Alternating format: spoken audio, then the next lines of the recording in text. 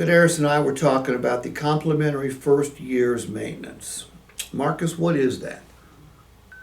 Because it comes with both the new vehicle and the Motor Trend certified vehicle. I don't know what it is here. Okay, well, that's all that matters. Jasmine? Like what does it entail?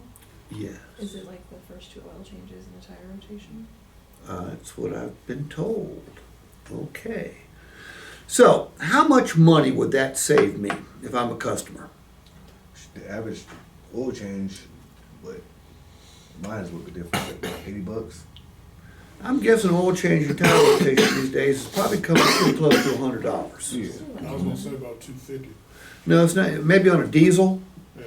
but not on a regular gasoline engine. Like a foreign or something. So it says complimentary, but would it be a good idea to let the customer know we're saving them a couple $100? Mm-hmm. Because does money matter? It is. Money matters.